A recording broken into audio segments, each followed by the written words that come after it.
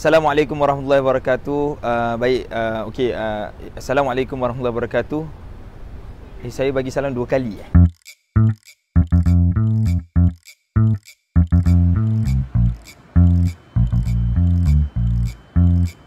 Pernah tak anda mengalami keadaan di mana anda melakukan satu pekerjaan tu dia berulang kali, 2 kali, 3 kali dan sebagainya. Kalau jadi begitu, maka anda termasuk dalam salah satu yang kita sebutkan sebagai penyakit OCD ataupun penyakit was-was.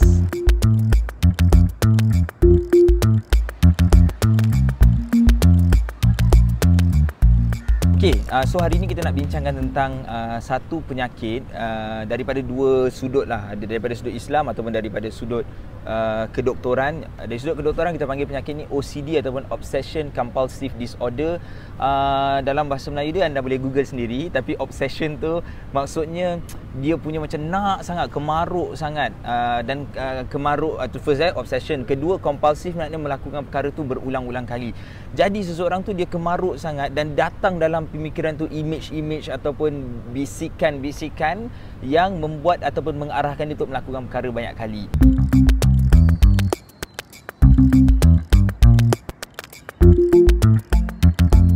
So saya dapat beberapa kali saya menerima soalan-soalan seperti baru-baru ni ada orang tanya pada saya, satu murid saya dah tanya pada saya. Dia kata dia ni tak suka bagi minyak wangi kat orang lain. Because dia rasa kalau dia bagi minyak wangi kat orang lain nanti macam rasa macam najis tu tangan orang tu, ke tak cuci bersih, ke baju dia tak bersih, nanti dia masuk balik dalam minyak wangi tadi, minyak wangi dia seluruh jadi najis. Kemudian dia cakap kalau dia ambil wuduk bukan 1 kali, 2 kali, 3 kali, bahkan sampai 4, 5, 6 kali pun dia boleh basuh muka tadi berulang-ulang kali. Saya sebutkan ini yang dinamakan sebagai OCD ataupun daripada sudut Islam kita sebutkan was-was. Cara untuk mengenali penyakit atau cara untuk kita sembuhkan penyakit ini, saya bukan doktor, tapi untuk sembuhkan penyakit ini ada beberapa langkah-langkah yang perlu anda ambil.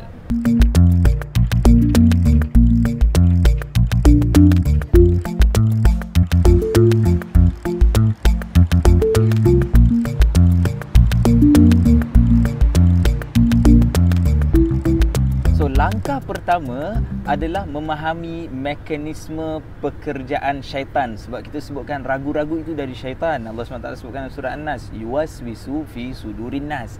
Maksudnya syaitan itu dia menghasut ataupun dia mewaswaskan manusia straight into the heart. Mutih kata gitu lah. So dalam hati dia tak bisik kat telinga. Kalau bisik kat telinga nanti kita macam kita takut pula dengar siapa ni bisik. So dia bisik dalam hati. Syaitan tu juga Nabi sebutkan berjalan dalam perjalanan darah anak Adam. Maksudnya syaitan tu membisikkan sesuatu yang sangat-sangat halus sehingga kita tak perasan. So first kali mesti faham mekanisme pekerjaan syaitan. Kita kena tahu yang dia bekerja mewaswaskan sebab dia telah gagal untuk membawa kita melakukan dosa-dosa yang lebih besar. Dia bawa kita untuk melakukan dosa-dosa yang kita tak perasan. Like kita dah semayang 3 rakaat maghrib, alamak macam was-was lah semayang 4 pula. Ataupun dia takbir Allahu Akbar, Bismillah, banyak kali dia ulang perkataan yang sama bila nak game. Okay, so then ataupun ambil wuduk, basuh 1, 2, 3, 4, 5, 6, 7, 10, 100, 1000, banyak kali dia pergi basuh muka dia sebab dia rasa belum lagi bersih.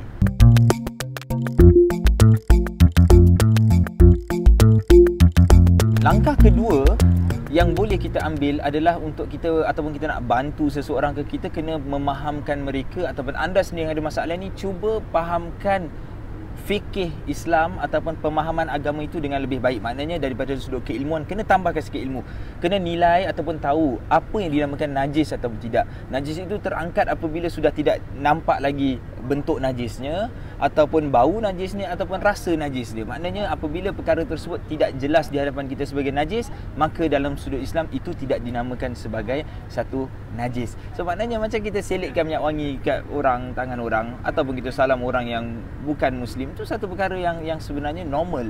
Jika anda mudah terragu-ragu, itu syaitan bawakan bisikan dalam kebaikan, nak buat benda baik, nak bantu orang, nak bagi minyak wangi, nak buat apa-apalah perkara-perkara yang baik, syaitan hasut supaya kita ni melihat benda tu berdosa.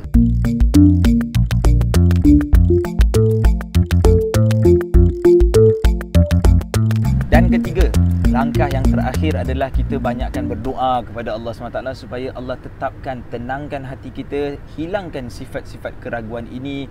Nabi SAW dah sebutkan daripada awal, da'ma yaribuka ila ma la yaribuka. Nampak saja perkara-perkara yang meragukan, kita hindarkan. Kita minta bantuan ahli keluarga kita, minta bantuan teman-teman supaya sentiasa ingatkan kita, kontrol diri kita. Dia satu disorder, kecelaruan.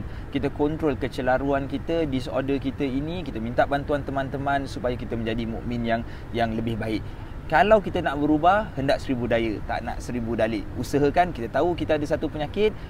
Kalau anda choose untuk pergi ke doktor, maka dia akan bagi ubat penenang jiwa lah. Tapi kalau balik kepada sudut Islam, balik kepada ilmu dan balik kepada agama, balik kepada pemahaman semua, insya-Allah. Semoga Allah SWT kurniakan kita semua kesihatan jiwa, fizikal kita, dan kesihatan jiwa dan mental kita. Insya-Allah daripada mental akan turun kepada jiwa yang sihat. Amin. Assalamualaikum warahmatullahi wabarakatuh.